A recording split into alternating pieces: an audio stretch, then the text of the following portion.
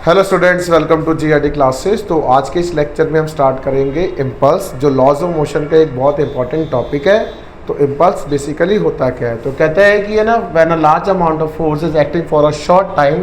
तो इसमें most important है कि जिस शॉर्ट टाइम के लिए फोर्स एक्ट होनी चाहिए और एक फाइनाइट चेंज इन मोमेंटम मिल जाए तो उसे हम इम्पल्स कहते हैं। ठीक है बच्चों, तो कहता है ऐसे इम्पल्स, और you can say impulsive force भी कहा जाता है। जितनी अमाउंट की आप फोर्स ऐड करते हैं स्मॉल टाइम के लिए और उसमें कुछ फाइनल चेंज हो जाए तो उसे क्या बोला जाएगा, इम्पल्स, और you can say impulsive force. एक इसके कुछ एग्जांपल्स हैं। Force exerted by a bat while hitting a ball, force experienced by a person when he falls from a certain height on a marble floor. तो अगर आप किसी height से किसी मार्बल फ्लोर पर मतलब जंप करते हैं तो आपको एक लार्ज अमाउंट का इम्पल्स इफेक्ट देखने को मिलता है। अब इसके बाद इम्पल्स होता क्या है, तो इम्पल्स बेसिकली एक वेक्टर क्वांटिटी है जो मल्टीप्लिकेशन है फोर्स और टाइम का। तो हम देखते हैं यहाँ पर एक छोटा सा रिलेशन जो आपसे पूछा जा सकता है। तो देखो जरा, तो कहता है कि इम्पल्स जो है बच्चों उसको जे वेक्टर से रिप्रेजेंट किया जाता है और ये फोर्स इनटू टाइम की बराबर होता है। तो J vector which is equals to force into time. Okay, अच्छा, अब कैसी क्वांटिटी है, वेक्टर क्वांटिटी है, इसकी यूनिट बनाओ। यूनिट फोर्स की हो जाएगी न्यूटन और टाइम की हो जाएगी सेकंड। तो न्यूटन सेकंड इसकी यूनिट बन जाएगी। डायमेंशनल फॉर्मूला बताइए। तो डायमेंशनल फॉर्मूला बनेगा बच्चों, फोर्स का होता है mlt-2 और टाइम के लिए t we can right mlt-1। तो ये इसका डायमेंशनल फॉर्मूला हो जाएगा। अगर किसी फॉर शॉर्ट टाइम की बात करी जाए तो फॉर शॉर्ट टाइम के अंदर अगर आप किसी बॉडी पर फोर्स एक्ट करते हैं तो there is a change in momentum, तो मोमेंटम का भी चेंज होता है। तो फॉर शॉर्ट टाइम के लिए तो यहाँ पर बन जाएगा J which is equal to F into D T. Integrate कर देंगे 0 से लेकर T तक। क्लियर? तो यही किसकी बराबर है, that is change in momentum. तो यहां पर होता है impulse which is equal to J and change in momentum. Impulse का चेंज इन मोमेंटम के साथ इम्पल्स मोमेंटम थ्योरम बन जाती है। तो अब हम उसको प्रूव करते हैं कि इम्पल्स मोमेंटम थ्योरम किस तरीके से प्रूव की जाती है। तो काफ़ी बार 1 मार्क्स का पूछ लिया जाता है एग्जाम में, ध्यान दो। कहता है इम्पल्स मोमेंटम थ्योरम, हेडिंग डालिए impulse momentum theorem from second law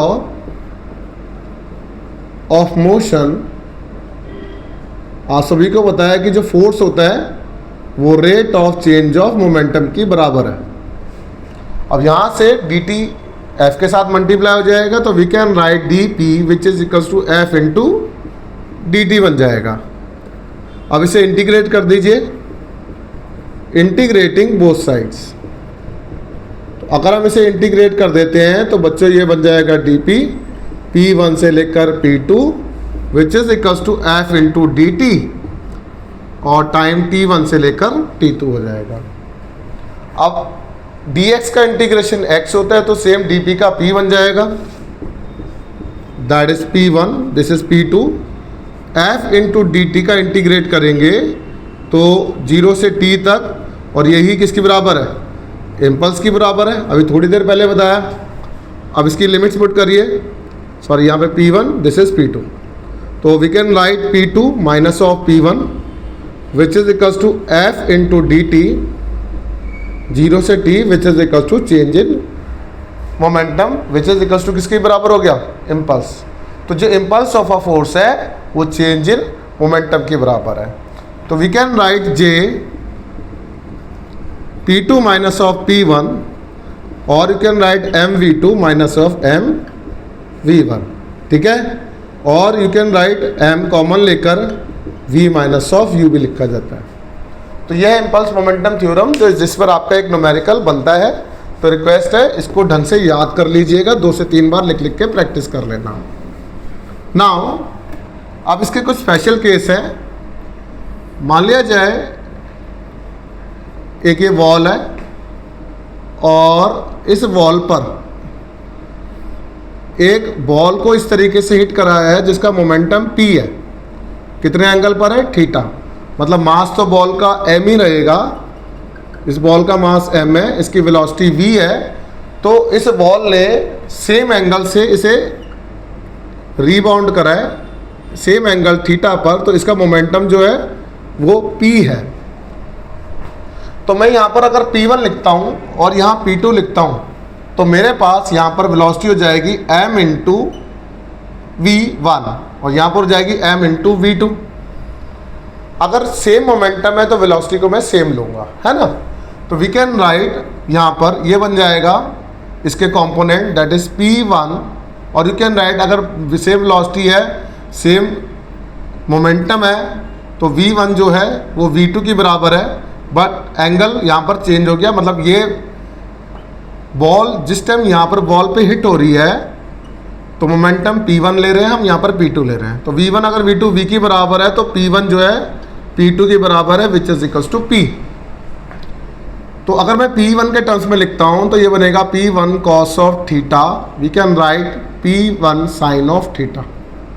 similarly अगर मैं यहाँ पर p2 लिखता हूँ तो एक component p2 cos of theta, यह बन जाएगा p2 sin ऑफ थीटा।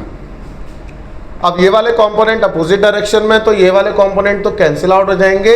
तो नेट मोमेंटम जो होगा वो हो जाएगा along the negative of x axis minus of 2p cos of theta. तो इस पर भी एक न्यूमेरिकल है जो आपसे एग्जाम में पूछा जाएगा। ये तो किसी एंगल थीटा पर हिट हुआ है। मान लिया जाए ये सेम वॉल है, बॉल इस तरीके से जा रही है, इसकी स्पीड v1 है, जब बॉल रीबाउंड हो रही है तो इसकी स्पीड v2 है। तो जब ये इस पर हिट होगी तो मैं यहाँ पर फर्स्ट फिगर बना के दिखाता हूँ आपको इसी में ही चेंज करके कि ये बॉल जिसका मास m है तो इसकी वेलोसिटी v यहाँ पर है, तो we can say u initial velocity, तो मोमेंटम हो जाएगा p1 m इंटू u। यहाँ पर हिट होने के बाद जब बॉल वापस आएगी तो इसका जो साइन होगा वो माइनस u हो जाएगा क्योंकि सेम स्पीड से रिबाउंड हो रही है। तो we can write p2 minus of mu। Clear? अगर यहाँ तक क्लियर होता है तो change in momentum delta p हो जाएगा p2 माइनस ऑफ p1। तो we can write minus of mu, फिर माइनस, फिर m into u, minus 2 times of mu। Clear? ये इस तरीके से बन जाएगा। अगर सेम वेलोसिटी है तो बेटा मैंने यहाँ पर u लेकर चल रहा हूँ, यहाँ पर आप v लेकर भी चल सकते हैं। तो अगर इसको v लेकर चलेंगे क्योंकि फाइनल वेलोसिटी v मान लेते हैं, तो इसका हो जाएगा बेटा m इंटू वी। तो we can write m into v minus of m into u। तो वी कैन राइट यहाँ पर minus of m v plus u हो जाएगा। तो इस तरीके से भी इसको लिखा जाता है। अगर सेम होता वेलोसिटी तो इस तरीके से पिछले वाला करते, अगर v वेलोसिटी से वापस आ रहा है उल्टी डायरेक्शन में तो साइन चेंज हो जाएगा, तो ये इस तरीके से लिखा जाएगा। अगर यहाँ तक क्लियर होता है बच्चों, तो इसके बाद एक और कंसेप्ट जो इसमें पूछा जाता है ग्राफ्स। तो ग्राफ किस तरीके से करते हैं जरा देखेंगे। फोर्स और टाइम का ग्राफ हमें इम्पल्स देता है। अगर कांस्टेंट फोर्स एक्ट हो रही है तो line parallel to the time axis बनेगी। एक बॉडी में बिल्कुल कांस्टेंट फोर्स लगातार लग रही है। अगर कोई एक वेरिएबल फोर्स, ये बच्चों कांस्टेंट फोर्स का है और ये वेरिएबल का है, वेरिएबल में धीरे धीरे दर्द बढ़ना स्टार्ट होता है और फोर्स का इम्पैक्ट कम होता चला जाता है। तो ये टाइम एक्सिस है और ये फोर्स है जो आपको वेरिएबल ग्राफ देता है। मान लिया जाए ये एक बच्चे का पैर है इस तरीके से और एक टायर इस पैर के ऊपर से चढ़ जाए, तो इनिशियली ऐसे दर्द बढ़ना स्टार्ट होगा, फिर पूरा टायर इस तरीके से निकल जाएगा। तो मतलब दर्द का इम्पैक्ट मैक्सिमम इस पॉइंट पर होगा, तो मैक्सिमम इम्पल्स हमें यहाँ पर नज़र आएगा। फिर धीरे धीरे इस तरीके से ये फोर्स का इम्पैक्ट कम हो जाएगा। तो आई रिक्वेस्ट यहाँ तक आपको अच्छी तरीके से प्रैक्टिस करनी है, सो दैट आपके न्यूमेरिकल में कोई दिक्कत ना आए। Thank you very much.